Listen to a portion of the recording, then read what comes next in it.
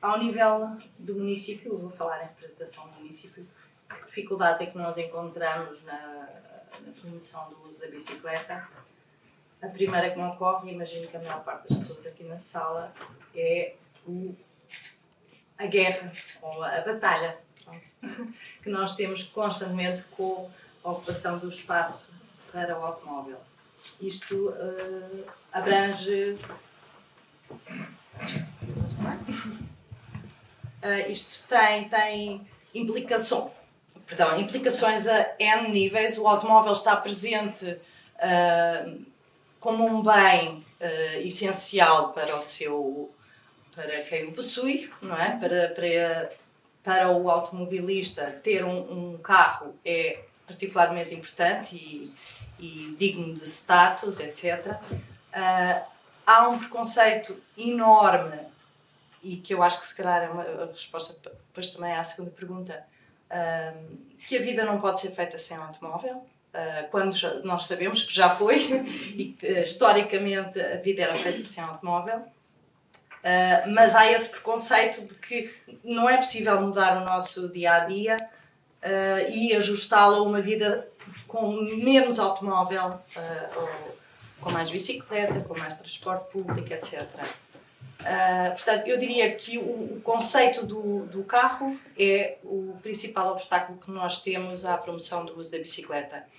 Isto envolve também o espaço que o carro ocupa, que nunca é suficiente. Aliás, tem sido ao longo do tempo cada vez maior a superfície que o carro ocupa e cada vez há mais automóveis e cada vez o espaço é mais insuficiente. E é mais insuficiente para o automobilista e é mais insuficiente para todas as outras pessoas que querem utilizar a cidade, um espaço que se pretende que seja público, mas que não é público porque está tendencialmente ocupado para funções ligadas à circulação automóvel, estacionamento, etc. Portanto, eu diria que se eu tivesse que apontar um problema à promoção da bicicleta, seria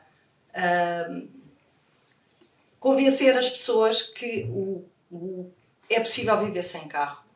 É possível e é positivo viver sem carro. Eu tenho carro. Portanto, eu estou a falar contra mim também. O que eu faço eu procuro usar o carro apenas em situações em que me desloco para fora da cidade e não em Lisboa. Eu não preciso do carro. Grosso modo, a não ser que tenha que fazer um transporte gigante, eu não preciso do carro para nada. O carro, para mim, é mais um transtorno porque ocupa espaço na via pública, na rua onde eu moro também, e que eu tenho consciência disso. Eu acho que mudar a mentalidade das pessoas relativamente à necessidade do carro seria, para mim, a melhor forma de promover o uso da bicicleta na cidade. E em termos históricos, qual seria a pergunta do passado? A pergunta... Sobre o passado. Sim, eu só agora é que comecei a pensar sobre isso, tal como falámos no início, é uma questão que nunca me tinha sido colocada. Para mim, a história da bicicleta começa mais ou menos em 2013, ou em 2001, com o uso para lazer, e tem sido desenvolvido com novas vertentes ao longo destes últimos anos. Nunca tinha pensado de que forma é que essa história antiga da bicicleta pode ajudar a moldar, e eu acho que inclusivamente esta conversa com o Colin também foi importante nesse sentido.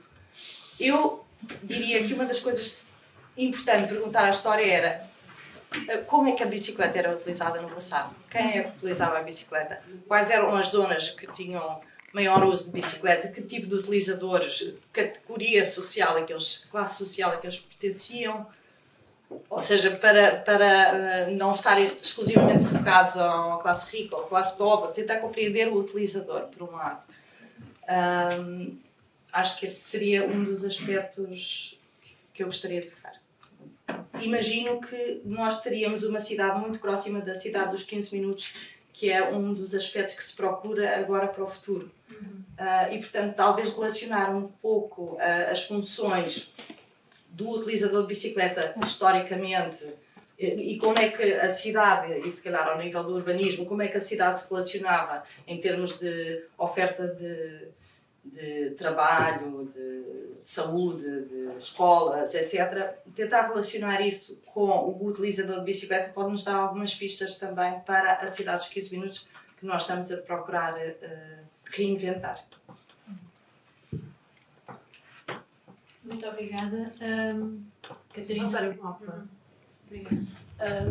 Um dos problemas eu acho que é a questão que é referida do carro. O carro tem considerado uma questão até de status. Eu já te contei aqui um episódio que aconteceu até com uma filha dos amigos meus, que tem neste momento 6 anos, e cada vez que me vê chegar à casa dela de bicicleta, pergunta-me sempre: mas porquê é que tu vens de bicicleta? Tu tens carro. E faz assim um ar muito triste. E ela considera então que só uma coisa de bicicleta uma coisa menor, não é? E fica muito abatida sempre. Além disso, também, a questão da bicicleta tem sido usada como arma de arremesso, infelizmente, nos últimos tempos. Acho que vivemos uma guerra em Lisboa nos últimos tempos, que foi usada em termos políticos, sociais.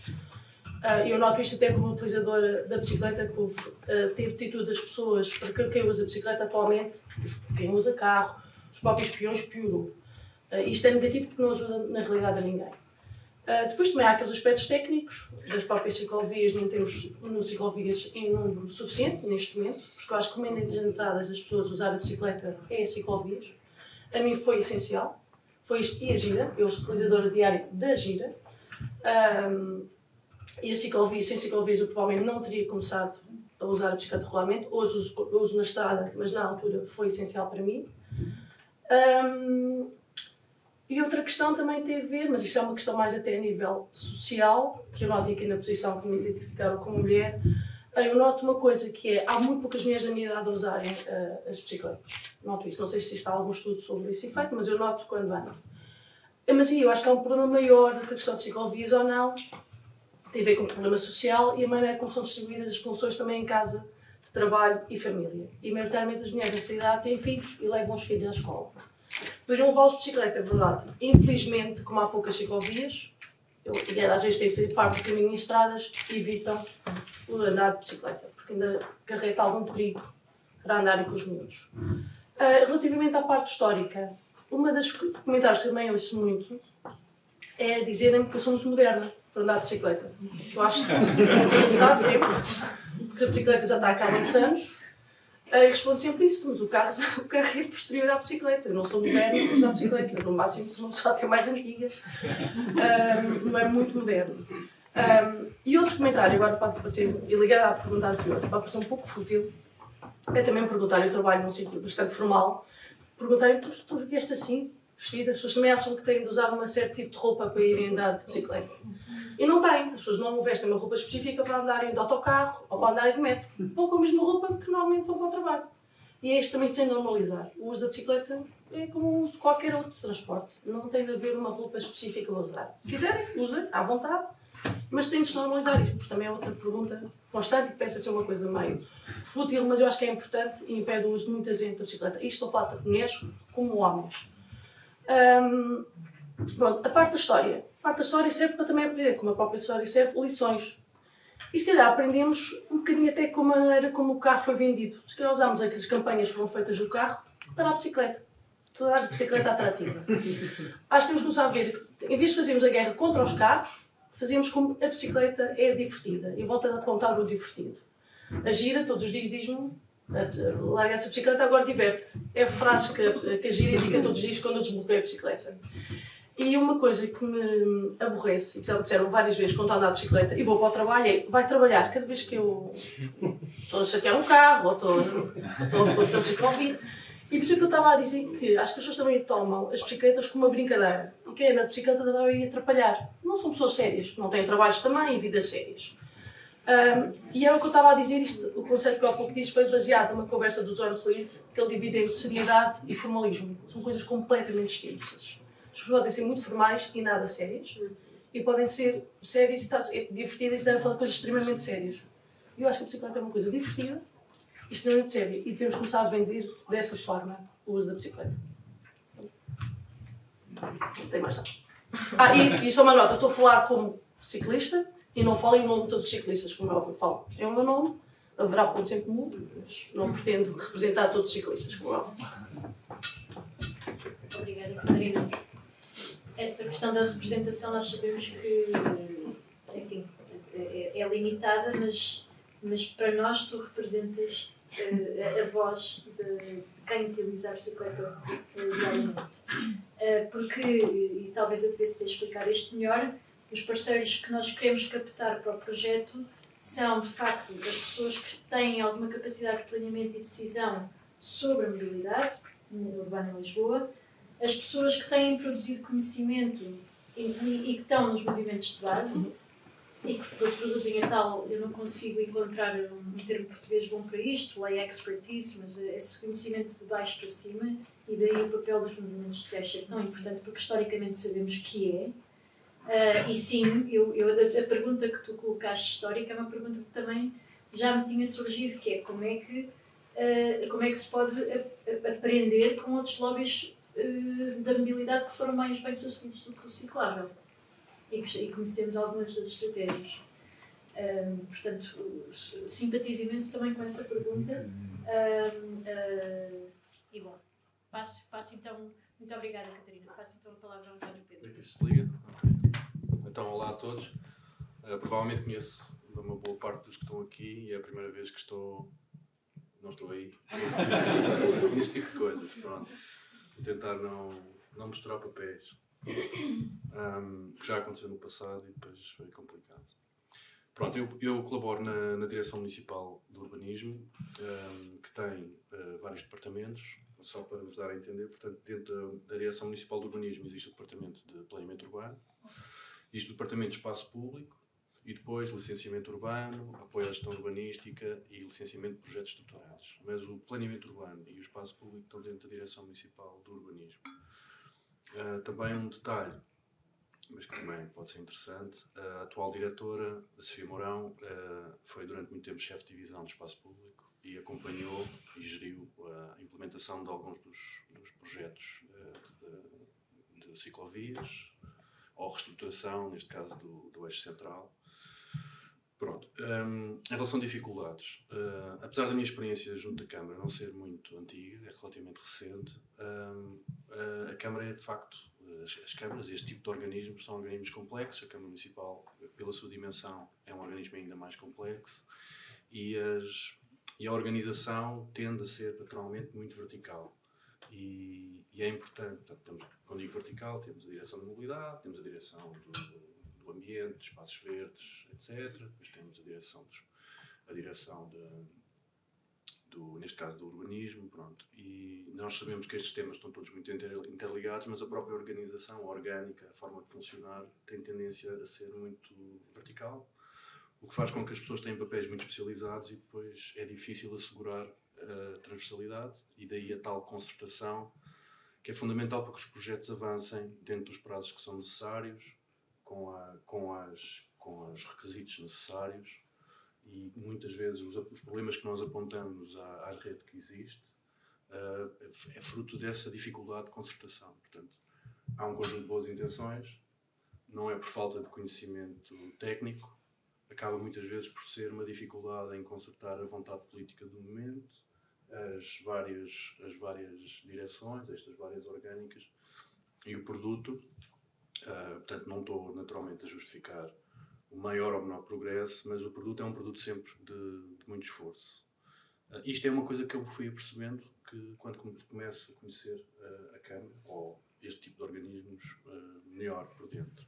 Portanto, dificuldade, a concertação em organismos que são naturalmente muito verticais. Neste momento,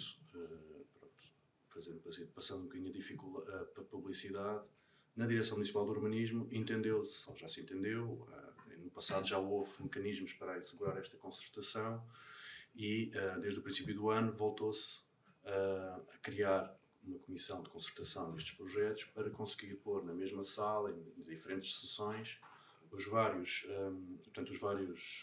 responsáveis por cada um destes domínios a conversarem à mesa e perceberem que em determinados momentos a incompatibilidade tem que ser gerida com um compromisso. Portanto, nem pode ser mais assim, nem pode ser mais assado, para conseguir que o processo avance. Isto é especialmente importante quando estamos a falar de iniciativa privada, porque uma das coisas que nós podemos pensar é que, de facto, a Câmara tem recursos para a sua iniciativa trabalhar o espaço público, implementar redes de transportes, rede ciclável, se quisermos, mas também tem que fazer uso ou tem que detectar atempadamente as oportunidades junto dos investidores e dos promotores que vão construindo a cidade, para que consigamos nesses processos colmatar, adicionar às redes que existem ou aos projetos que estão, ou neste caso dos objetivos que a Câmara tem nos seus programas de governo. Detectar essa oportunidade é possível fazê-lo, mas depois, lá está, mais uma vez, a concertação tem que existir para que em tempo útil se consiga aproveitar essas oportunidades para conseguir implementar esses projetos que são fundamentais para fazer essa completagem e muitas vezes essa produção de espaço público que não é só de iniciativa pública. E só não queria alongar muito. Há uma outra dificuldade, e isso tem-se debatido muito também, porque também faço parte de uma associação, da MUBI, e estes são temas que nós conhecemos já há bastante tempo. A dificuldade de percepção daquilo que são, digamos, os trade-offs. O que é que as pessoas recebem com uma cidade mais calma, com uma cidade menos ruidosa, menos poluída, com mobilidade mais ativa. Portanto, nós sabemos que há impactos na saúde, mas também há impactos no ambiente construído. E estas trocas não são tão fáceis de entender para que consigamos ter o apoio das comunidades, da população, para determinadas decisões que são difíceis, mas que se não são suficientemente explicadas nessa perspectiva, acaba por ser difícil, porque temos sempre uma minoria muito ruidosa versus uma maioria que não se expressa. Não é? Portanto, é difícil trazer essa percepção, ou seja, essa percepção ser mais fácil de entender. Pronto, depois podemos discutir um pouquinho mais sobre isto, mas não queria alongar. Em relação ao papel que a história poderá ter, e mais uma vez eu sinto isso, às vezes estes assuntos, assim como neste caso uma Câmara Municipal poderá ser muito vertical, estes assuntos centrados muito na bicicleta por si, a bicicleta, também acaba por ser contraproducente. Porque a bicicleta é efetivamente uma ferramenta de construir uma cidade melhor e tem muitos aliados. E esses aliados têm que ser trazidos para a mesa. Portanto, não poderíamos estar sempre a falar com as associações, com as federações e com os grupos ativistas da bicicleta. Temos que encontrar outro ativismo complementar que nos ajude em conjunto a fazer estes debates. Pronto, e digo isto porquê? Porque uma das coisas que parece que a história podia nos ajudar é mostrar o que é que a cidade tinha, mais uma vez por causa da história do incentivo e desincentivo, não é? Que cidade é que nós tínhamos antes de ter tanta infraestrutura automóvel, não é? Não é, portanto, que cidade é que tínhamos quando as pessoas andavam mais de bicicleta? Porque as cidades mudaram, as pessoas antigamente andavam mais de bicicleta, porque andavam mais, em que número, não sei. Podemos encontrar conclusões que não nos ajudam muito. Mas se começarmos a olhar para uma cidade em que as crianças brincavam na rua, em que determinados vales não eram ocupados por vias rápidas e eram zonas mais permeáveis ou com melhor salubridade, isso pode-nos mostrar os tais trade-offs que muitas vezes nós nos esquecemos ou são difíceis de ilustrar, e a história pode-nos relembrar que a cidade já teve outro tipo de vivência, que mesmo que sabemos que somos mais, que temos padrões de vivência diferentes, a salubridade da cidade é sempre um valor, não mudou, não é? Nós continuamos a querer ar fresco, estar junto das árvores, ter ambientes seguros para as crianças. Portanto, isso são coisas que nós podemos dizer, somos mais tecnológicos, somos em maior número, há coisas que não se conseguem comparar do passado para o futuro, mas há outras riquezas que são intemporais e a salubridade da cidade, podemos ir um pouco por aí. Pronto. Incentivos, desincentivos, só mesmo, desculpem lá dar-me a alongar e calmo já.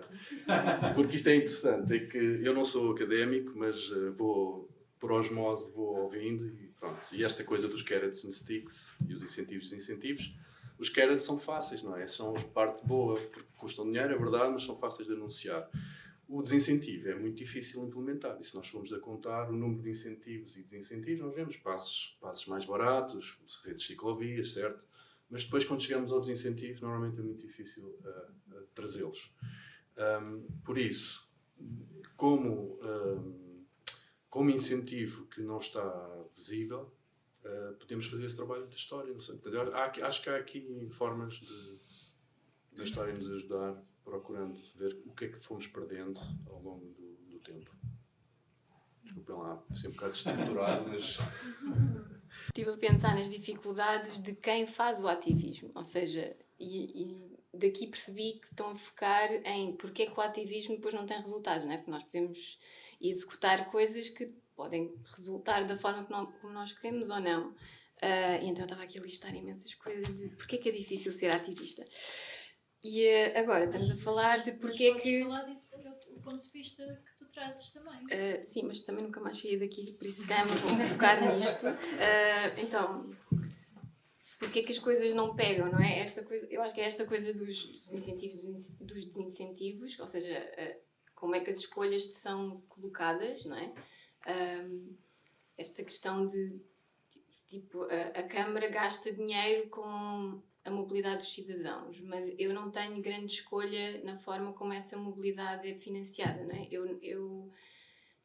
Eu, se eu quiser ter um carro à porta de casa, que raramente uso, como 70%, 75% dos meus vizinhos, eu não pago nada, literalmente nada, para ter lá o carro ou ocupar aquele espaço.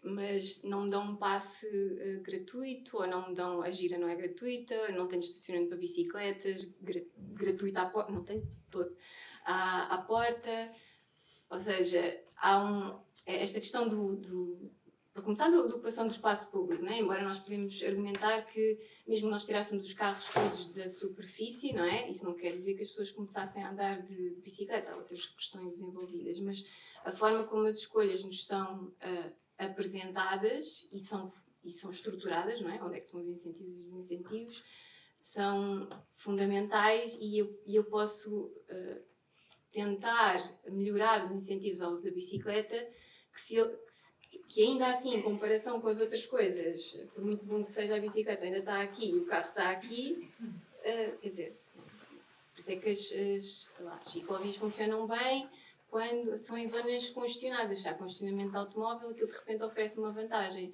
Se eu vou para a ciclovia da Avenida de Praga ou não sei o que, não está lá ninguém, porque ir de carro é fácil. Por isso, o contexto e a forma como tu comparas as tuas opções vai determinar as tuas escolhas. E, obviamente, toda a parte psicológica, não é? Como é que é vendido esta questão identitária, não é? Tu já nem queres andar de bicicleta porque senão vais passar a ser um scofflaw que ninguém gosta e aos trotintistas e não sei o quê. Então nem queres ter essa identidade. Por isso, toda esta parte da comunicação, não é? Que nós absorvemos sem pensar, está a dizer que andar de carro é que é, lá está, sério. E pessoas que têm trabalhos sérios e vidas sérias, e quem anda de bicicleta anda a passear, ou enfim. Por isso há esta questão emocional e comunicacional e de a quem é que tu pertences, não é? Onde é que tu pertences, se tu adotas este meio de transporte ou outro. Há esta questão destes incentivos, então a questão do estacionamento. Eu diria que o estacionamento gratuito à superfície é o maior cancro, quer dizer, sem resolver isso não podemos andar aqui, daqui a 20 anos estamos aqui outra vez a falar exatamente as mesmas coisas, porque há 20 anos estávamos aqui. Por isso, enquanto não se resolver isso, e lá está, eu acho que devia haver mais ativismo anti-carros. Não necessariamente nesta questão de antagonizar quem usa carro, mas anti-carro, porque aquele é o problema que temos para resolver. Não há nenhum problema causado por pessoas não usarem a bicicleta. Isso não é um problema. Há um problema que é o excesso de carros. Agora, se as pessoas deixam o carro, andar a pé, transporte, trotinete, cavalo, bicicleta, pode ser uma escolha delas, mas nós não temos que enfiar as pessoas nas bicicletas à força, apesar de ser muito fixe e ser muito bom de contagiar as pessoas com isso. Quer dizer, acho que temos que nos focar em resolver o problema, e o problema é o excesso, tudo o que o excesso de carros envolve. Esta questão do estacionamento ser gratuito distorce tudo, não é? Quer dizer, e nem é aquela questão de não, mas as pessoas precisam do carro. Se nós vamos para um bairro como o meu e tipo 75% dos carros não saem dali, é porque as pessoas não precisam do carro. Simplesmente, como é gratuito, têm-no ali que dá jeito de vez em quando. Se de repente a Câmara dissesse, olha, cada cidadão tem um crédito de 500 euros por ano para gastar no estacionamento de carro, bike sharing, o que seja, ou cultura. As pessoas, se calhar, já paravam e pensavam, o que é que eu vou gastar? Como é que eu vou usar isso, não é? Sem ter que coagir ninguém, simplesmente mudávamos a forma como enquadravam e os incentivos, não é, associados a essa escolha. Por isso nós não temos que obrigar as pessoas a largar o carro, temos é que transformar a arquitetura em que elas fazem a escolha. Depois há esta questão, vou tentar ser mais rápida, mas nós já estamos num nível de subjugação do automóvel que já estamos com o síndrome de Estocolmo, não é? Nós somos oprimidos em N níveis, mas mesmo quem não tem carro já tipo, não, mas coitadinhos, claro que ele estacionou aqui, então onde é que havia de estacionar, não é? Tipo, o velhote que anda ali a ter que ir para a estrada ou assim, desculpa e percebe quem o oprime. Quando nós estamos nesta fase, quer dizer, onde é que está o meu exército de ativistas se as pessoas oprimidas concordam com a opressão, não é? Quer dizer, é difícil. Obviamente, depois também há a questão não só da cultura, não é? Como é que se anda de bicicleta, sei lá, de saltos altos e, enfim. Ou a fluência, não é? Como é que eu ando de bicicleta? Há um skill gap, não é? Enorme no uso da bicicleta. Por isso, alguém que andou de bicicleta, ou que nunca aprendeu, ou que andou de bicicleta quando era miúdo há 20 anos, ou há 30, ou há 10, ou 40, e de repente, olha, agora larga o carro e vai andar de bicicleta numa cidade como Lisboa.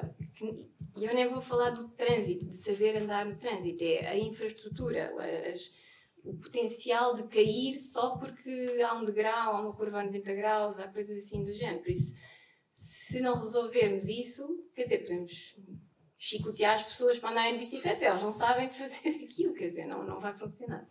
A questão da história é mesmo olhar para trás e ver como é que funcionou para o carro, como é que nós passámos de um mundo em que não havia carro, em que havia uma grande porcentagem de gente a andar de bicicleta também, mas a pé e transporte público, como é que nós chegámos aqui? Acho que é invertendo esses passos para o carro e, se calhar, mimetizando isso para a bicicleta e outros modos, que nós vamos conseguir, não é? Porque o comportamento passado é o melhor preditor do comportamento futuro, por isso também não temos que inventar nada, ver o que é que funcionou, trocar tudo e pronto, e é isto. Vou ficar por aqui. Sim. Só enquadrando um bocadinho mais, enquanto Câmara de Lisboa, eu gostava também de dar uma nota positiva. Ou seja, é verdade que nos últimos 20 anos mudou menos do que nós gostaríamos, mas mudou bastante.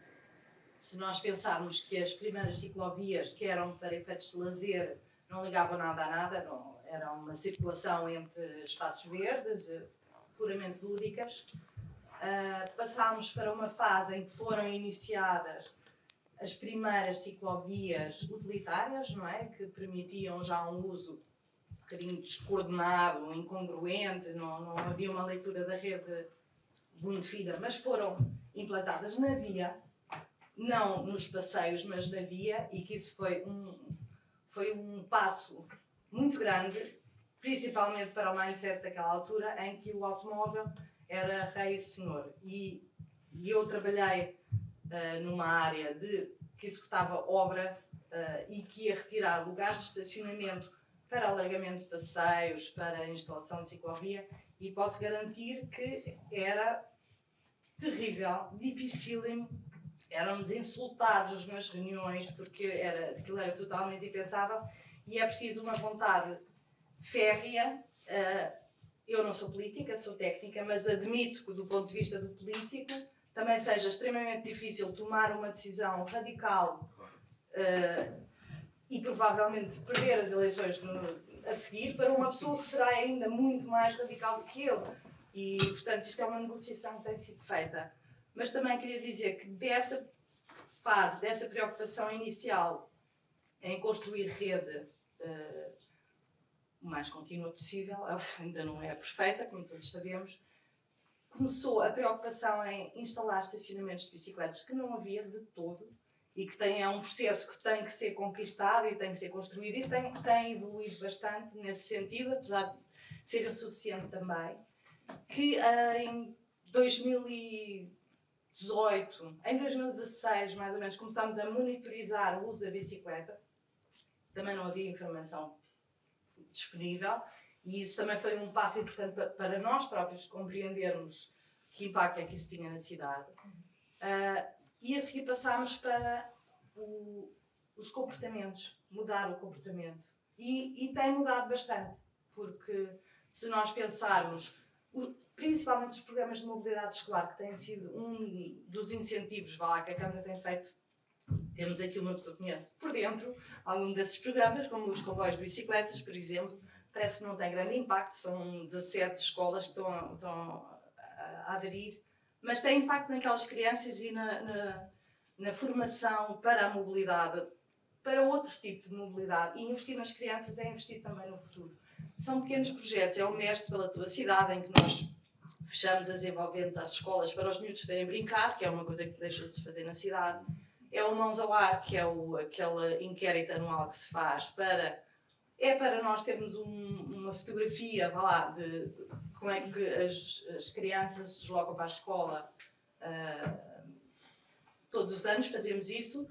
Temos esse retrato que não é fidedigno, quer dizer, aquilo não é absolutamente matemático, mas dá-nos um retrato da cidade e sensibiliza as crianças também, lá está, para o que é a mobilidade e que existem diferentes modos e diferentes formas de chegar à escola e se deslocarem.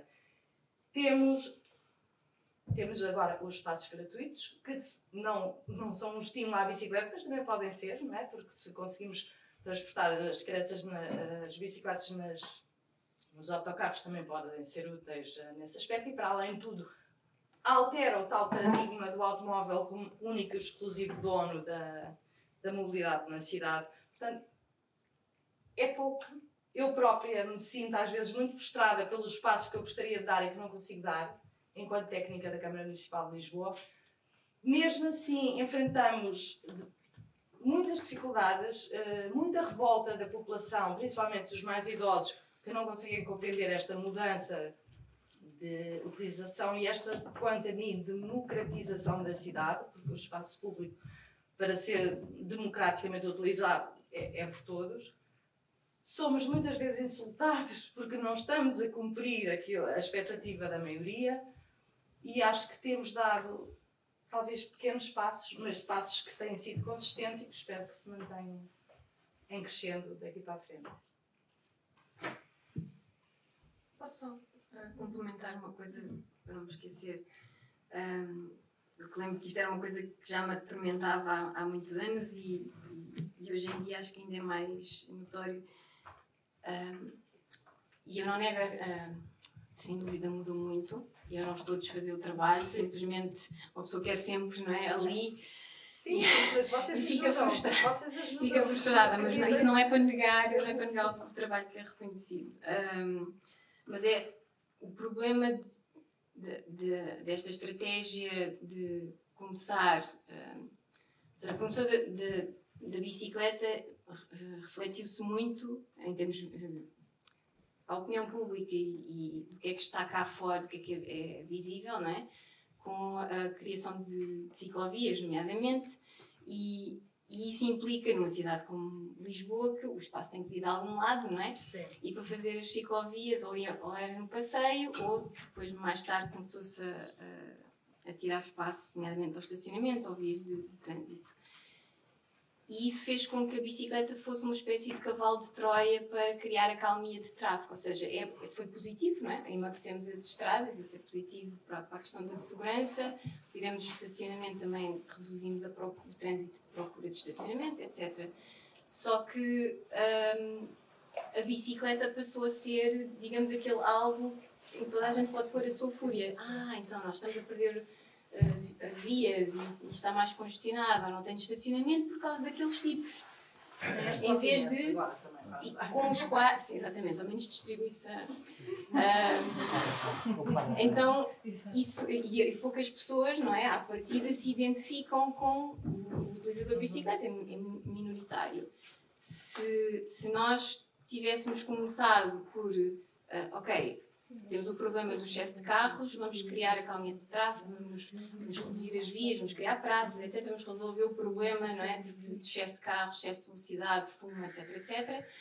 Provavelmente, nesse ambiente, mais facilmente, mais pessoas começavam a usar a bicicleta, independentemente de ver ciclovias ou não ciclovias, e essa restrição necessária, de qualquer forma, ao automóvel já não era, não é, materializada na bicicleta e no seu utilizador, que passaram a ser demonizados. E agora é muito difícil sair desta...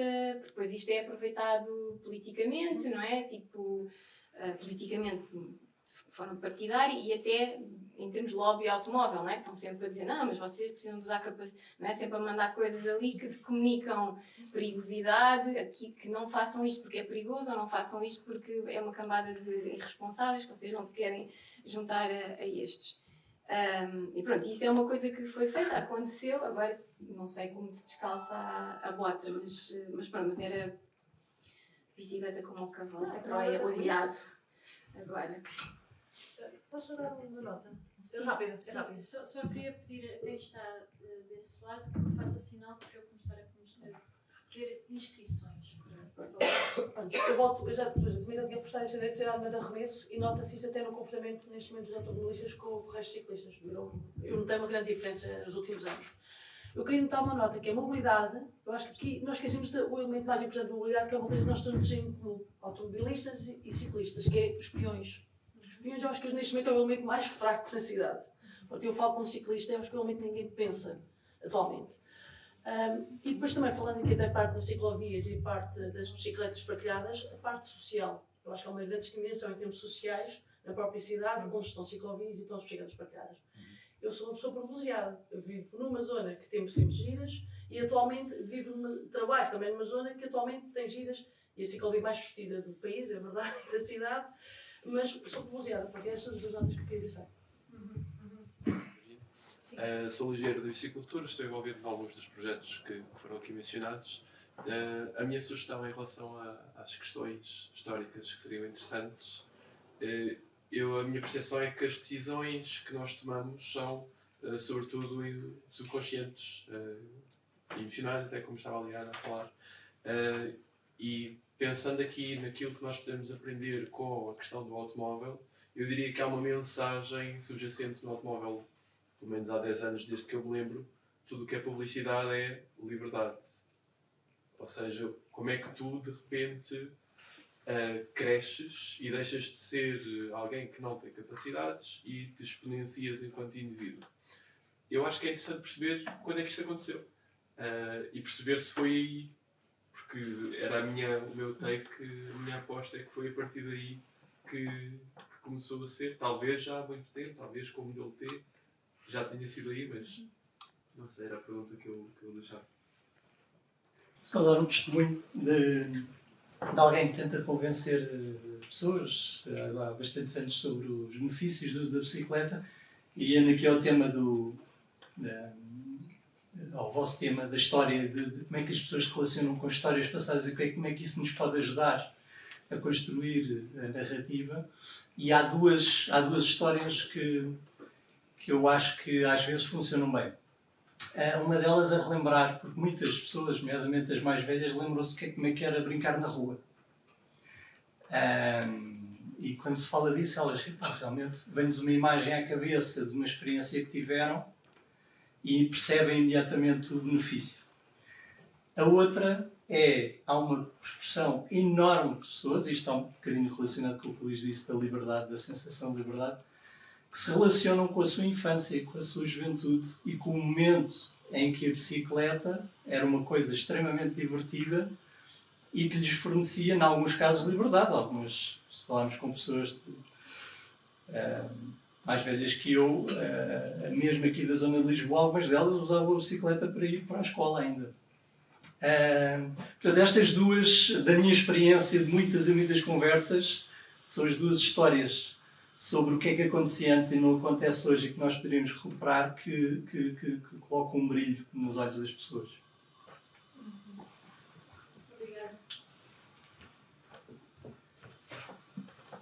Obrigada. Laura Alves. Olá, boa tarde a todos. Eu estou aqui pela MUBI.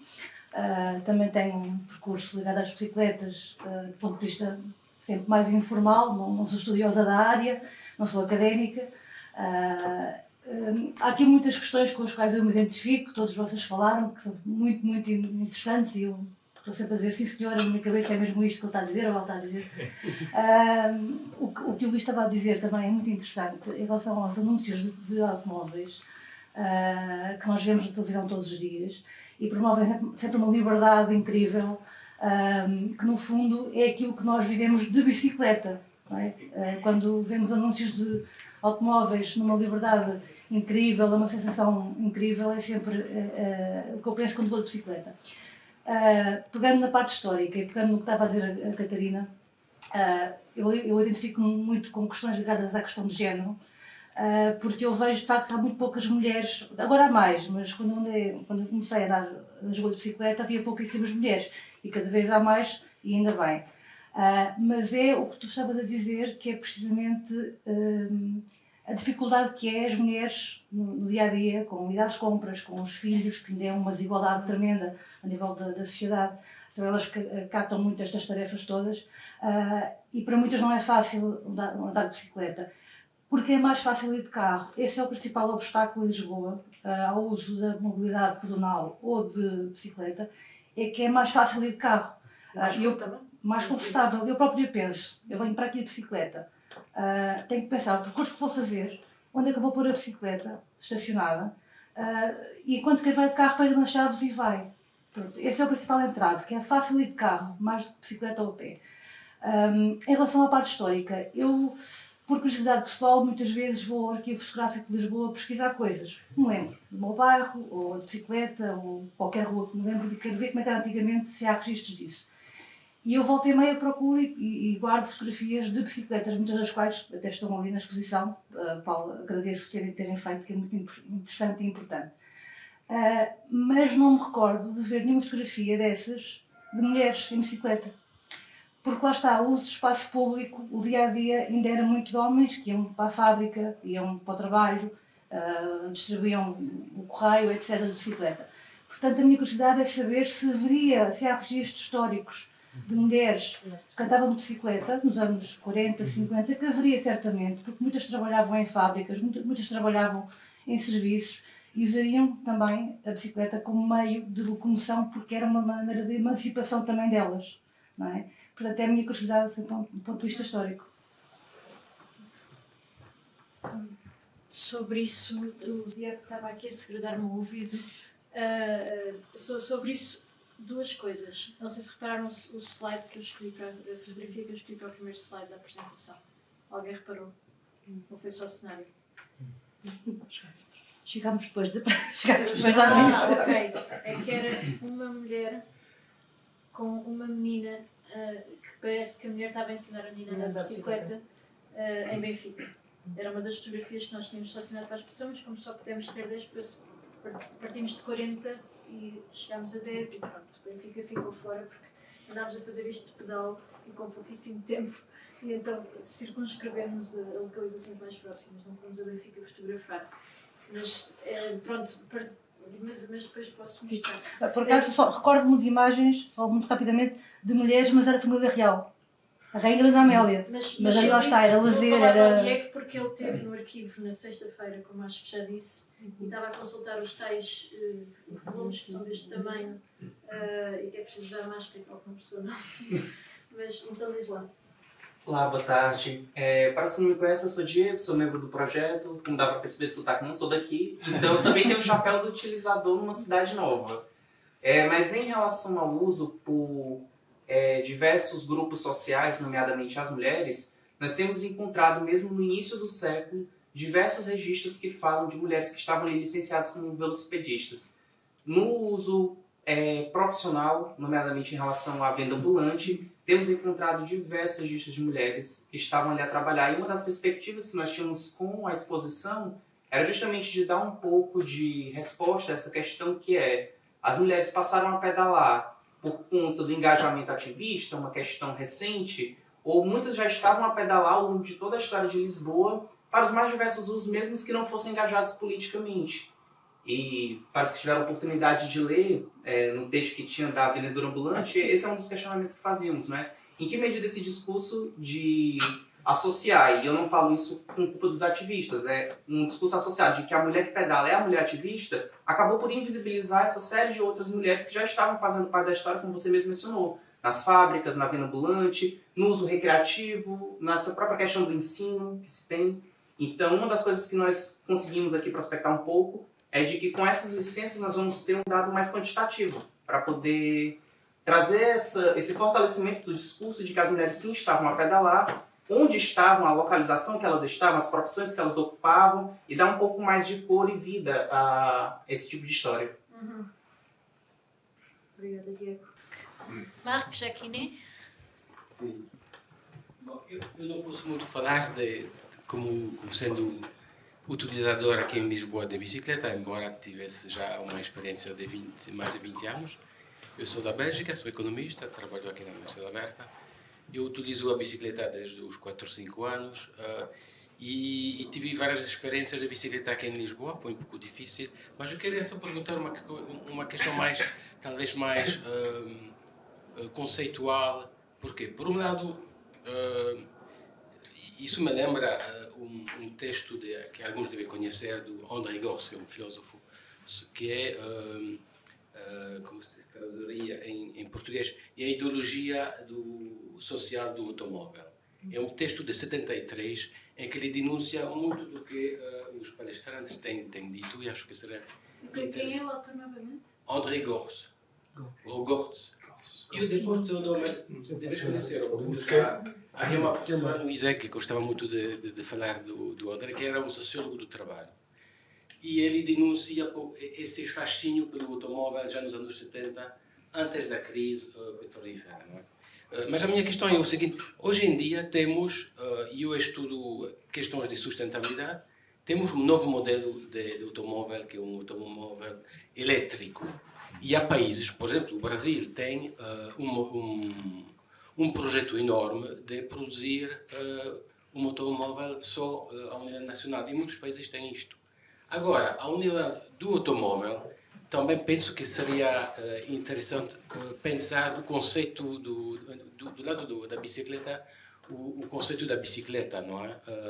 E o seu imaginário hoje em dia, porque eu acho que muitas das grandes forças contra o ativismo das bicicletas vai estar por trás desses grandes investimentos ao nível do automóvel elétrico. E não só, quer dizer, outros automóveis, há até já projetos para aviões elétricos com alcance de 50 ou 60 km, e eu acho que é um aspecto que, para todas as cidades, é importante pensar essa questão, vamos dizer,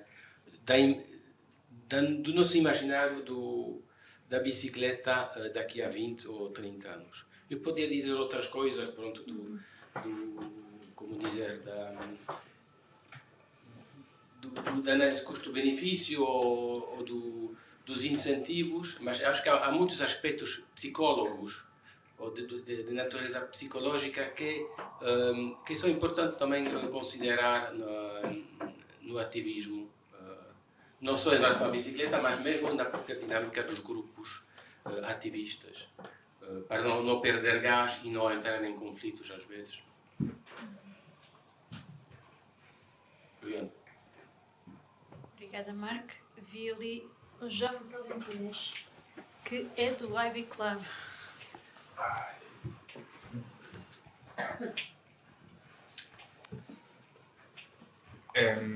Sì, conectando as coisas que o Colin falou na sua palestra e as coisas que estão a sair cá, essa coisa de imaginar futuros e olhar o passado para olhar, não? Para pensar e imaginarmos outros futuros. Esses anos 70, esse André Gorz, por exemplo, foi uma referência em Portugal e também em toda a Península Ibérica, não? Em questões relacionadas com a mobilidade e também o ecologismo, mas acho que também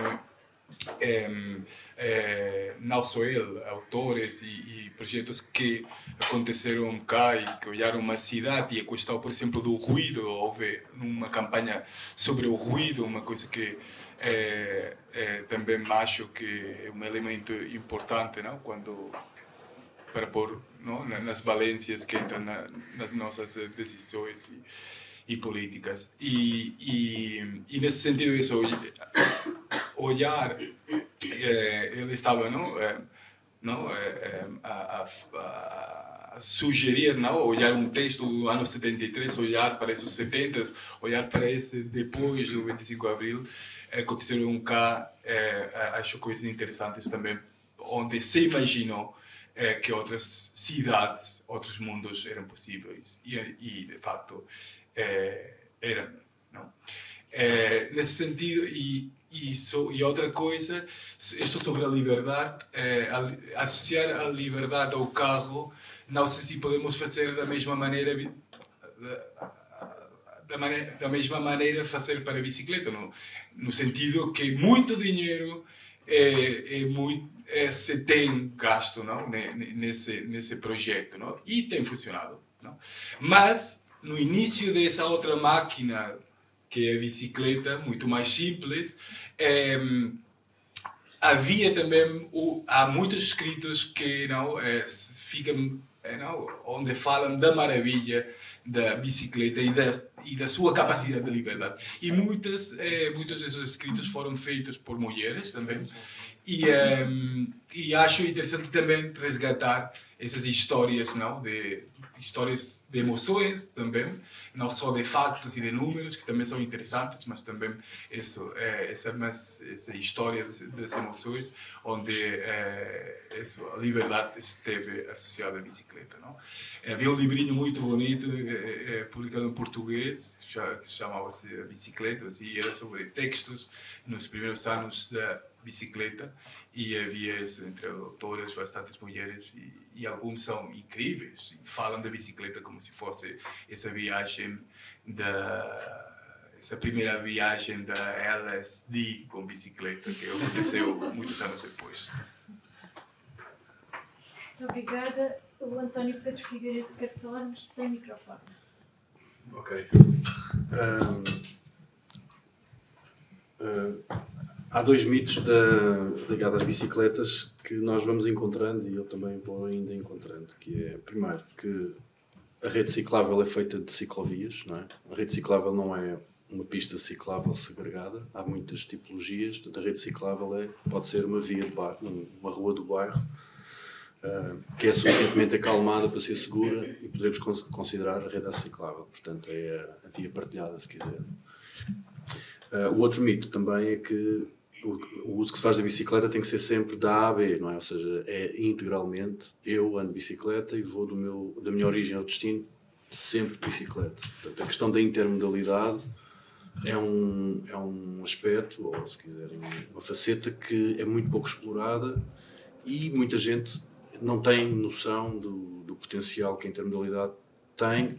Portanto, a conjugação da bicicleta numa perspectiva de intermodalidade, e o Sr. David, o Dr. David, tem um estudo muito interessante em que fala exatamente sobre isso. Ou seja, o potencial de captação às estações de comboio, neste caso, que a pé temos uma percentagem reduzida de origens, digamos assim, e se considerarmos a bicicleta nesse primeiro trajeto até à estação, digamos, essa área de captação abrange a maioria dessas origens. Portanto, esses dois mitos são difíceis lá está, mais uma vez, de trabalhar, e encontra-se esta percepção a todos os níveis, não só, naturalmente, das pessoas que não estão tão familiarizadas com este tema, mas muitas vezes os próprios técnicos ligados ao urbanismo, à mobilidade, ainda veem esta ciclovia, é a rede ciclável. Pronto. E depois outra questão também da bicicleta de servir para todos, não é? Porque e lá está, mais uma vez, esta dicotomia entre ou és a favor ou és contra, não é? Ou andas ou não andas. E este branco e preto, a mim pessoalmente, e eu falo pessoalmente, tenho muita... faz-me urticária, não é? Porque não há a vida é feita de vários vários degradês, não é? E é difícil, e o que eu sinto muitas vezes nas discussões é quase um problema existencial. Quanto mais falamos de bicicleta, mais difícil é promovermos a bicicleta. Mas é um problema existencial porque eu faço parte da Associação da Bicicleta, estou a falar de bicicleta. Há um estudo sobre a bicicleta e a história, estão a falar de bicicleta. Mas pronto, é um bocadinho provocador, mas pensem ao contrário, que é, portanto, se estivermos a falar de uma cidade segura, a bicicleta está lá, não é? Se estivermos a falar de uma cidade... Por exemplo, falando de Almirante Reis, por exemplo. Almirante Reis tem, na minha perspectiva, 4 problemas. Um problema de sinistralidade, um problema de poluição, um problema de ruído, portanto, não só a poluição sonora, e um problema de, se quiserem, equidade, não é?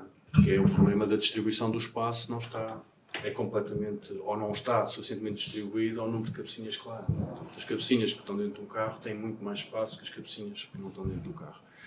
Estes quatro problemas resolveria-se com um perfil que vai ser naturalmente mais favorável à bicicleta. Não estou a falar de que perfil é que estará a ser implementado ou isso. Estou a dizer que se quisermos resolver estes 4 questões, a bicicleta estará lá, certamente, porque ou vai haver uma redução de volumes de trânsito suficientes para cumprir estas 4 questões que a bicicleta já pode coabitar, vai haver uma redução de velocidade. Portanto, há aqui um conjunto de temas que, se nós trabalharmos esses temas, estamos indiretamente a promover o uso da bicicleta. E ao fazê-lo, temos muito mais gente a bordo dessa questão, desse barco, digamos assim. Porque este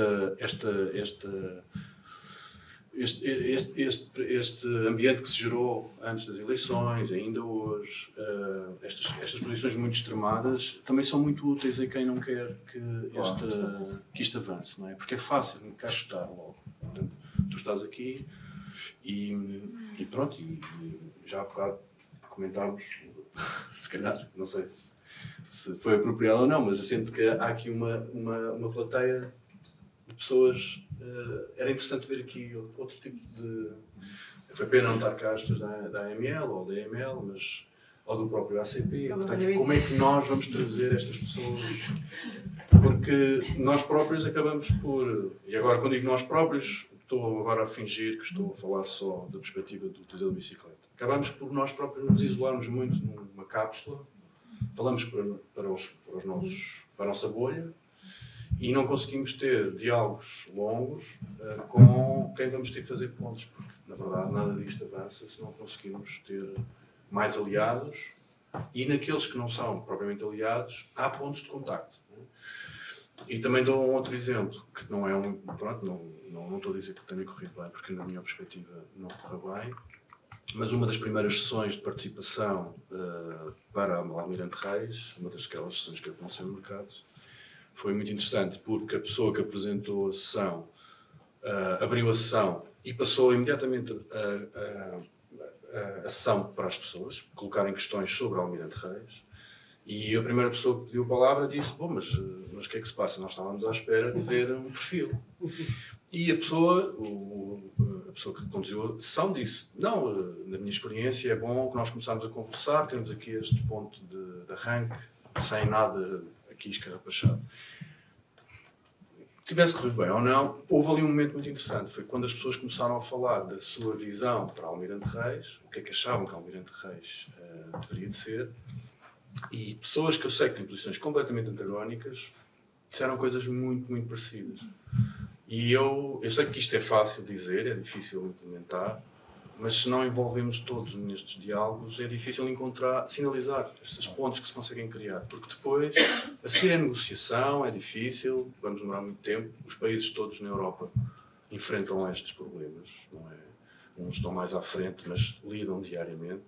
E eu há pouco tempo estive na Polis, em Bruxelas, e havia pessoas a dizerem, no encerramento: atenção, isto vale a pena, força, estamos juntos, não se preocupem com os manifestos, com as manifestações, até com as ameaças. Portanto, estamos a falar de autarcas da cidade de Bruxelas, da Bélgica, de França, ou seja, cidades que nós sabemos que são cidades civilizadas. Eles lidam com estes problemas. Portanto, este encapsulamento que muitas vezes corremos o risco de criar não ajuda. E pronto, esta é a minha... Posso deixar só 3 notas?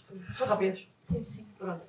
Uma é só uma experiência pessoal ali para o Luís daquele dia. Eu lembro que eu quis tirar a carta quando tinha 17 anos. Luís, eu quis tirar a carta. Era uma coisa de independência. E eu lembro que fui muito contente porque eu fiz o exame de condução na véspera do exame nacional e fiz questão de ir para a escola, apitar o carro para toda a gente para saber que eu tinha a carta.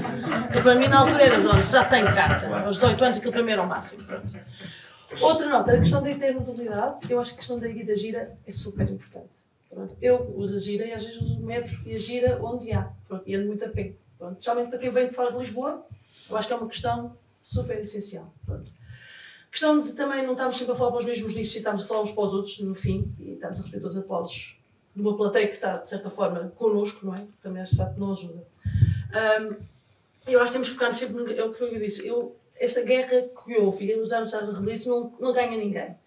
Eu acho que não tem que ter uma guerra contra o carro, a certa altura, é focar no carro positivo na bicicleta. Pronto. E só uma nota histórica, por causa do referendo do Chile que houve, eles na altura estavam pelo fim do Pinochet, e eles, imagina, eles tinham um não, que era difícil vender um não, e era para a queda do regime do Pinochet. Inicialmente a campanha era toda o que tinha mau o regime do Pinochet. Eles disseram, bem, isto não vende, isto é um caso real, o marketing, nós não vendemos assim, nós temos de vender o que é bom no sistema democrático. E acho que é o que também temos de pensar, okay? Não vender o que é mau do carro, é o que há de bom no uso da bicicleta e tem mais espaço para a cidade e para as pessoas. Pronto. E não estamos constantemente a apontar armas contra quem usa o carro. Muito obrigada. Já passamos da hora 10 minutos. Muito obrigada a todas as intervenções. Temos que processar isto.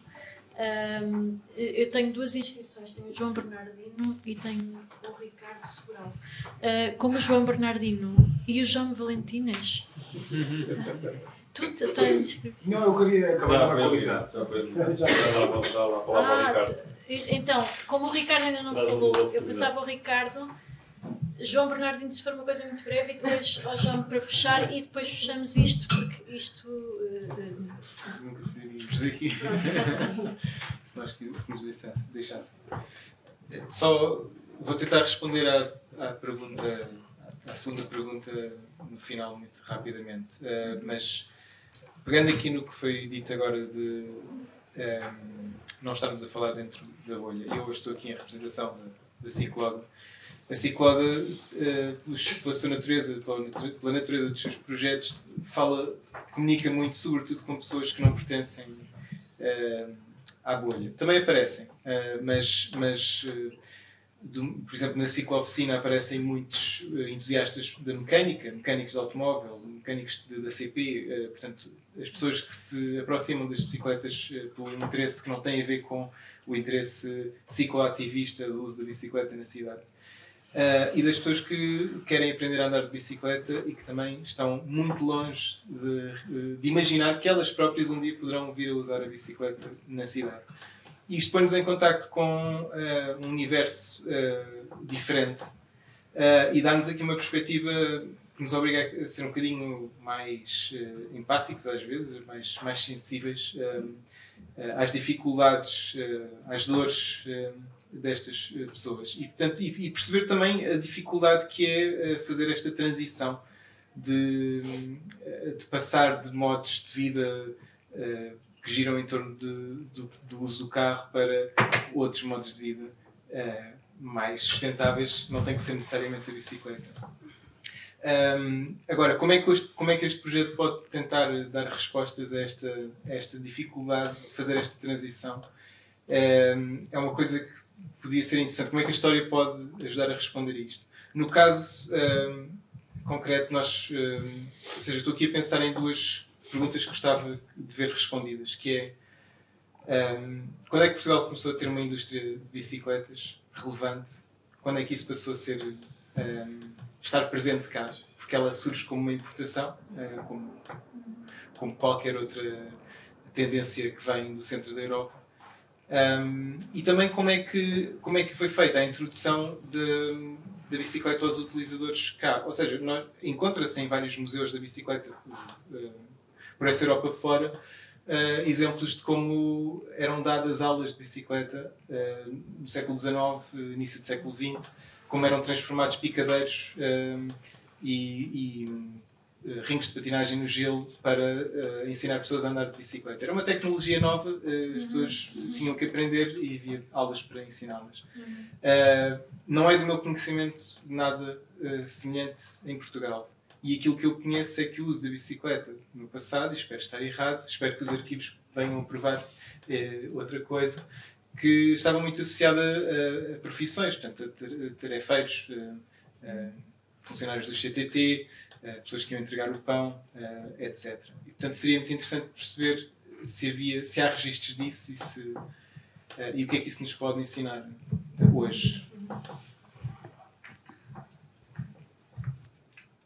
Muito obrigada. Só dizer que na exposição vocês têm um comentário na fotografia do Terreiro do Paço. O Terreiro do Paço e o Campo Grande, no início do século XX, eram zonas onde se podia ensinar a andar de bicicleta. Para isso estar regulado no nível da Câmara era porque havia espaços para a aprendizagem da bicicleta. E dizer que daqueles registros que falámos ainda há pouco dos tais velocipedistas, há imensas profissões. Enfermeiros, estudantes, etc. Mas esses dados vão ser disponibilizados e acho que são espantosos. Luísa, mas isso não era na via pública. Há uma taxa para o ensino da velocipedia na via pública. Isso não quer dizer que houvesse, lá está, sítios privados. Sim. Ensinas alguém a andar de bicicleta na rua, tens que pagar por estar a ensinar a pessoa. Eu lembro-me de ver essa taxa. De taxas da Câmara. Eu pensei, será que eu ainda tenho que pagar isto? Estava lá. Ela deve estar perdida. João Bernardino, brevemente. Eu não ia comentar o que o António disse, mas não consigo resistir. Porque ao longo do meu percurso, mais uma vez a tentar convencer pessoas de que é bom usar a bicicleta e é bom haver menos carros, fui tentando aprender e assim que ainda precisamos de aprender. E isto é um grande desafio, quer dizer, chegar às pessoas comuns. Nós somos aqui ativistas, somos pessoas que pensamos nisto, mas como é que as pessoas comuns veem este assunto? Acho que é interessante analisar isso na história e, como sabem, agora estou numa posição de apoio político e isto é uma das razões que me levou a este desafio, foi precisamente tentar resolver este problema. E achei e acho que há duas coisas que são importantes para construir as narrativas que o Colin falava na apresentação dele e que depois influenciam o futuro de tudo. Uma delas é que o sistema de mobilidade é complexo e é difícil as pessoas perceber que há medidas que doem que têm que ser feitas. E, portanto, é preciso que elas compreendam isto. E para elas compreenderem isto, acho que tem que existir duas condições. Uma é tem que haver um planeamento claro que explique por A mais B porque é que temos que ir atingir. Nós queremos atingir aquilo e temos que saber explicar como é que vamos lá chegar. E os caminhos nem sempre são fáceis. Portanto, isto tem que estar claro e transparente para as pessoas que quiserem conhecer este caminho. E a segunda é a oportunidade das pessoas participarem no processo. Porque é essa participação que lhes faz fazer sentir envolvidas e que lhes vai dar a oportunidade, através dessa participação, de perceber determinadas coisas que nós já percebemos, mas que as pessoas comuns não chegaram lá ainda. O que eu ia dizer quando pedi a palavra não tem a ver com isto. Há aquele vídeo que se calhar quase toda a gente aqui conhece, que é o How the Dutch Got Their Cycle Paths, que explica como é que nos anos 70 estava a acontecer na Holanda exatamente o mesmo que em todo o lado, mas depois há ali um ponto de inflexão. E esse vídeo fala o que é que aconteceu ali para haver esse ponto de inflexão, porque a Holanda ia na mesma rota que nós. E eu já pensei várias vezes sobre isso e já especulei também várias vezes sobre isso. O que é que foi diferente lá em relação aqui? Porque é que eles tiveram um caminho diferente do nosso? Porque é que nós não tivemos que eles tiveram? E isso acho que pode ser interessante para ajudar a explicar o nosso curso. Muito obrigado. De facto, tem a ver com o que queria dizer como última palavra. Uma das coisas que fizeram é dizer não e estar em contra. não sou a favor. E eu estou a favor de estar em contra. Eu sempre vou estar em contra de estar sempre a favor. E nesse sentido, acho que sem diabolizar ou sem apontar com o dedo, não? Quem é o mal, não? Quem tem um carro, quem conduz, as circunstâncias são muito complexas, pessoais, etc. Sim, que não há, acho, pensar de ir em contra algumas políticas, em contra de alguns usos, etc. Acho que é fundamental, não? Para depois também poder, não? Definir alguma coisa a favor. Não? E nesse sentido, o exemplo de uma ditadura, como a ditadura de Pinochet, acho que é um exemplo, não, quase já mais...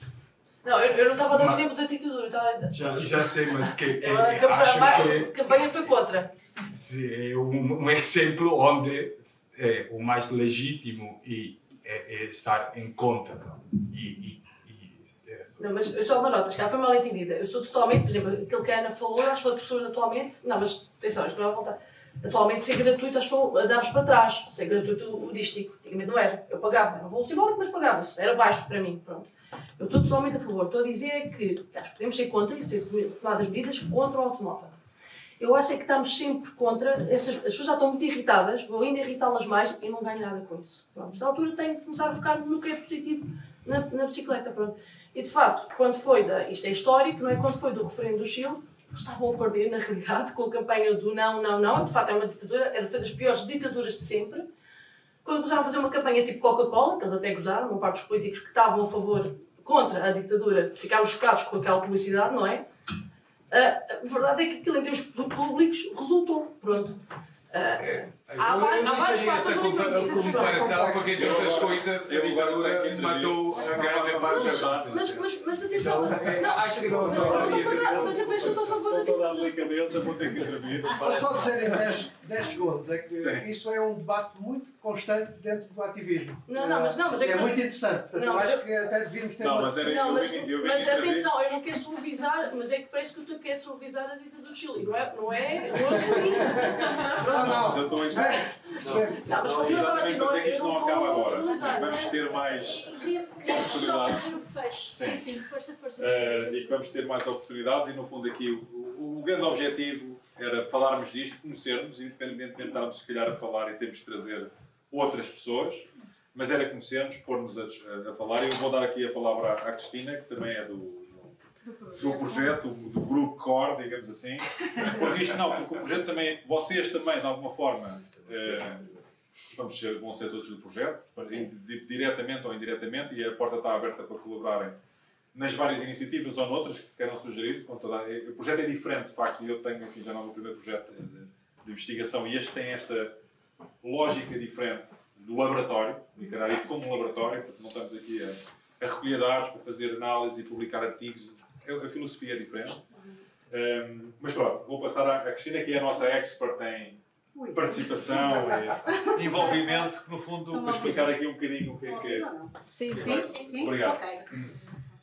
Muito bem, pronto. Em primeiro lugar, cabe a bela tarefa de terminar aqui a sessão, de encerrar, e acho que encerramos com chave de ouro este início de conversa com todas as pessoas que estiveram aqui presentes, com uma polémica. Não, esta não é uma polémica, é emoção. Foi várias vezes falada a palavra emoção, e de facto é preciso trazer emoção para a conversa. A emoção faz parte daquilo que nos leva a ser a favor ou contra do que quer que seja, e portanto emoção faz parte também dos processos de cocriação. E portanto agradecer a todos a presença aqui hoje, convidar-vos a todos a estarem presentes e a acompanharem o projeto. Nós vamos enviar um questionário de satisfação, esperemos que tenham ficado muito satisfeitos com a sessão de hoje, mas na qual também quem não pôde participar ou porque não teve oportunidade, porque não houve tempo, pode também dar o seu feedback, a sua opinião, questões que nós podemos melhorar nos passos seguintes, e dizer-vos que de facto este foi aqui um processo inicial de conversa, de troca de impressões, mas em breve vamos anunciar os workshops de cocriação que vão decorrer alguns entre maio e junho, portanto vocês irão sem dúvida receber essa informação. Estão desde já convidados a participar, portanto este processo iniciou-se aqui e portanto vocês são os primeiros convidados, mas claro, a ideia é juntar, lá está, mais pessoas, mais partes interessadas, portanto a conversa deve passar de facto a outros interlocutores, a ouvirmos as várias vozes, e isso é que é importante de facto, trazermos à conversa as várias vozes e as várias visões do passado, do presente, para guiar o futuro. Acho que sai daqui esta mensagem. Portanto, os workshops de co-criação que vão ser desenvolvidos vão girar em torno das temáticas que foram aqui abordadas. E pronto, e agradecer-vos a vossa presença e contar convosco para os passos seguintes deste projeto e para o que venha depois deste projeto. Muito obrigada. Eu não sei se me esqueci de alguma coisa, mas acho que está tudo. Muito obrigada. Muito obrigada.